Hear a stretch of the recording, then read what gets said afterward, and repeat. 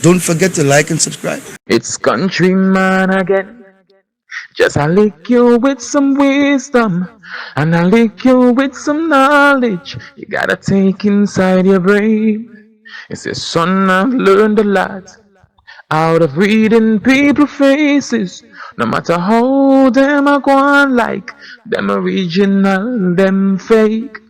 You gotta know when to walk and know when to run and know when to fall and know when to stand. Well, in this video I'm gonna talk about some of the role model that's coming out of St. Lucia, because it's not everybody there is negative and aiding and abetting criminals, and you do have some people doing a very, very good job. My number one pick is the big bad, the Right Honorable Mr. Philip Pierre, and this man is a role model. I love how he carries himself. I can see he is moving forward with the country. He's trying to bring modern infrastructure, and this man here, he doesn't take any BS. So my hats off to the Honorable, I'm gonna call him Big Bad Prime Minister of St. Lucia, Mr. Pierre. Now, as I move on, there is the police commissioner. And I tell you, this lady, she is doing a good job. I have noticed since I have been putting out videos, the police is moving on cases, they're calling people, they're actually making momentum. This lady right here is a role model for all the young ladies them and all the young women in St. Lucia. You have to stick to your dreams. You understand? You don't have to marry these criminals or do anything out of the box to achieve.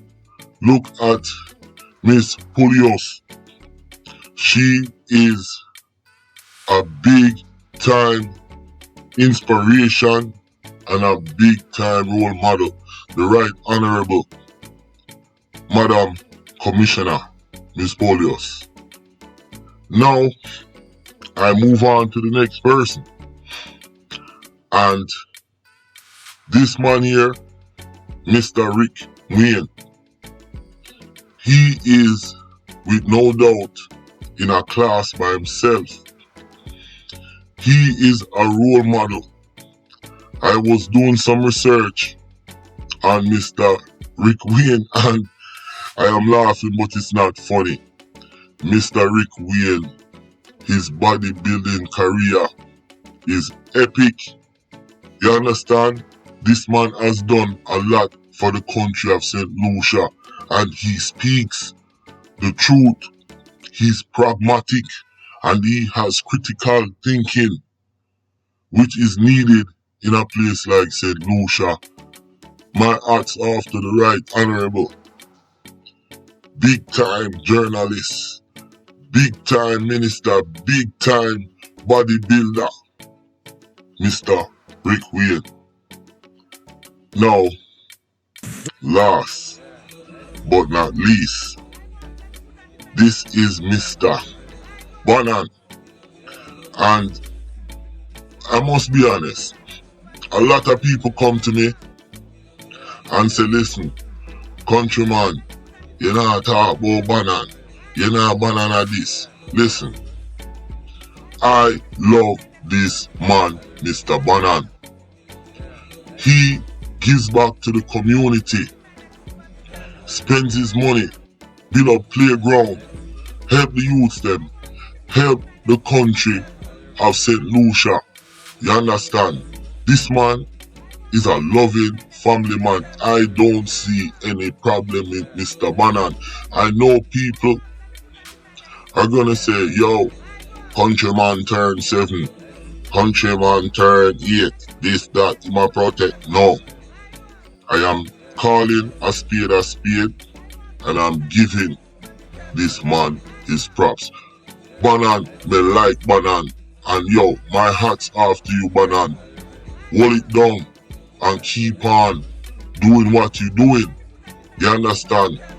Keep on being a positive inspiration to the community.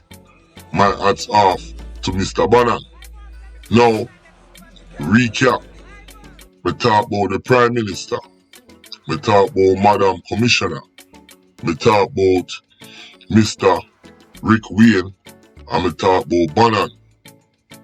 These are my pick for role model, inspiration in St. Lucia. I know there's many more people there. They just need to step up and shine a bright light for the people of St. Lucia. Now, with that said, let's go. Don't forget to like and subscribe. Says recent amendments to the Legal Practitioners Act now allows the court to have a more involved role in disciplining practitioners who are not upholding the highest ideals and ethics of the profession.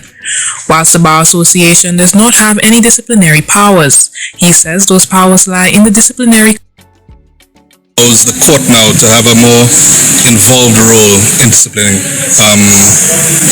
practitioners who are not basically upholding the highest ideals or ethics of the practice. So what happens now, the power they have now is to refer, the disciplinary committee can now refer matters to the court where we believe that there's necessary to either suspend or to revoke an attorney's membership of the bar.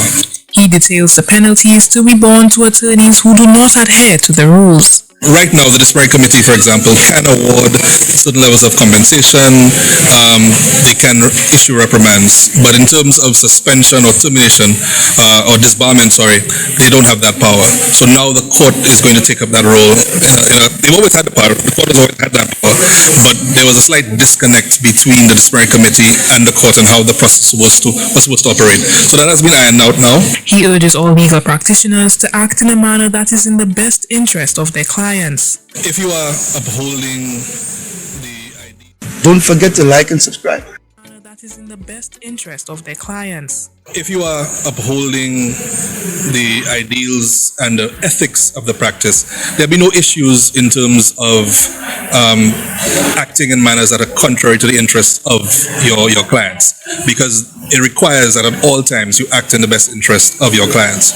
So persons who are not acting in such a manner, to put it colloquially, need to check themselves, because changes are coming and it's going to be stricter in terms of the way that the regulations and the ethics of the practice are. Now, I want to know, look on that crazy reality here. It's like, may I use this word, topsy-turvy. Now, the minimum wage in St. Lucia, you know, a $7 EC. And you have some bottom feeder lawyer, I charge all 50,000, 100,000 EC, you know. Now, where is the fairness in that? And then, you, like I said earlier, you have the other lawyer, them will work for the system legally. It's like them a work for the system and them nah do them job and them nah get punished. Now, something needs to be done about that, because when you look at Jamaica, for a case be done in Jamaica is $1 million. You understand? And $1 million Jamaican is like $9,000 to $10,000 US. So it's in between $9,000 to $10,000 US. That's $1 million in Jamaica. Uno do the maths with the EC. A lawyer, a private lawyer will charge you $1 million. And the Jamaican justice system, them pay the lawyer them when they on the system, the legal aid lawyer, them get about $800,000 to $1 million per case, and even in private practice. So even in Jamaica, it is more fair and more affordable for people can get a lawyer and actually navigate the combustible justice system started. The justice system is like it upon a tinder block to blow out, ready for explode and collapse. You understand? Now, that was the big heavy lawyer, the assistant of the Bar Association. And you heard what he said. He said they have set up the rules differently. Whereas now, the Bar Commission, which is a committee, the disciplinary, never problem said disciplinary committee, them pass the judgment, but the new rule is them can send it back to a judge, and now the judge can make a decision to penalize the lawyer. Now you hear this lawyer said something, say the lawyer them fi dep on the ball and them fi dep on the go. Him say any lawyer who's in St. Lucia and not representing their client 100% should get off the bar and should lose them license. That's pretty much what him a say, and me agree with it. You have man in court 3 years and still no disclosure, when the disclosure should be 145 days. Now 3 years is 365 times 3, when you can do the math. Nearly 1,000 something days the man them there jail. So this is a very important development in a St. Lucia. Let's go. Those social re-engineering to tackle the problem of crime among the youth of the country. Foswa highlights the well-known understanding among sociologists that unemployment and poverty significantly contribute to crime rates. He points out the absence of major efforts to address these critical issues. We have to tackle the problem of poverty in St. Lucia, especially among the young people, and unemployment. We have to tackle these are social problems. So we need social intervention, very creative, social interventions, so that we can tackle it. We have to devote some money. When we have in our budgets, we must take some money aside, to actually tackle unemployment in a creative way. That was Mr. Martinus, a big-time human rights lawyer. And where the dog I say that there is no human rights in St. Lucia. Inside the prison them, there is no groups, no human rights group, no Bible study, no nothing where inmates and people can reform and rehabilitate.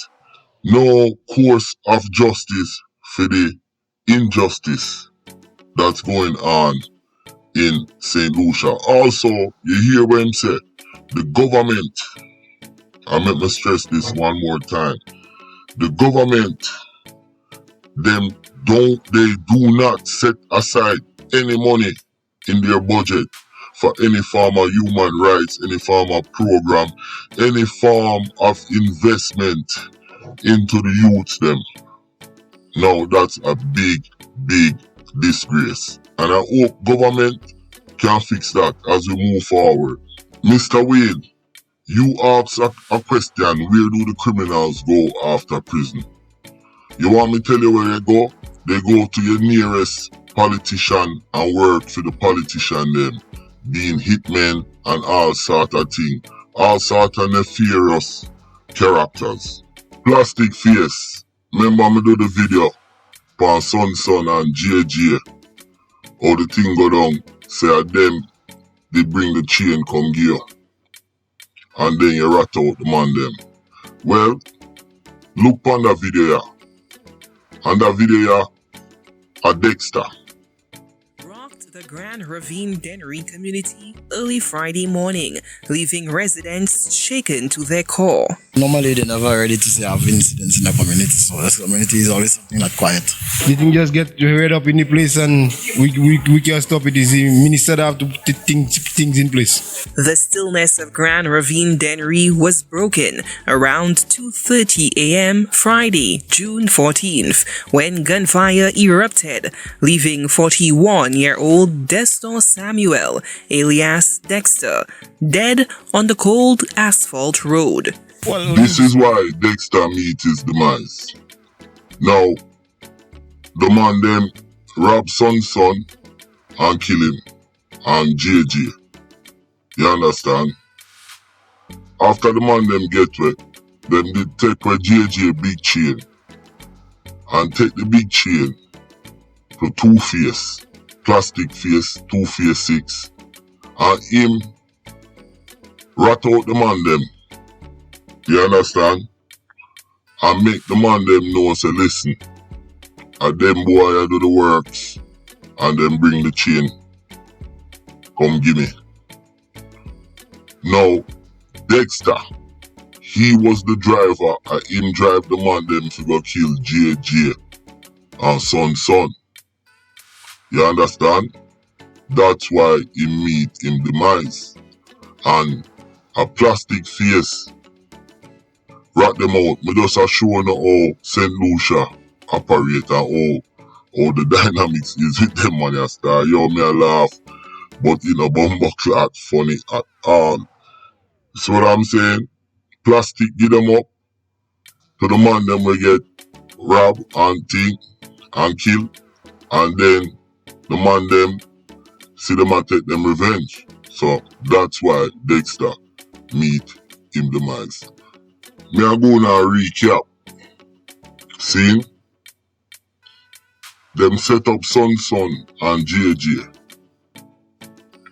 Dexter was the driver who drive the man them on the hit and the robbery to kill son and JJ. Plastic face. Them take the chain to plastic face. Want to listen carefully, you know, before me go. And plastic face make the man them, JJ friend them know say listen, and them set a man a do the thing. Now, the man them take them revenge. You remember that dread where them find in a deanery without him head, the body without the head? That's because the dread, he was the one who took the chain to plastic face. You understand? And when them catch the dread did have plastic machine and the man them take the machine. So plastic I tell the man them say listen, give me back my machine, and the man them I say no. You not get back your machine unless you give back the chain. Long story short, plastic send the chain go to England to melt down and this and that. Throughout all of this, Dexter was the driver. You understand? And me also hear say some people know where the head there, where the man head there. That's what me hear. When me hear it, it was kind of alarming. Me get so curious, more ask them, yo, tell me where it there. But some people know where the head there. And that's all me have to say. Listen, my name is Countryman, and I hope I explain this properly. Remember to like, share, and subscribe, and click on another video. I'm out. Don't forget to like and subscribe.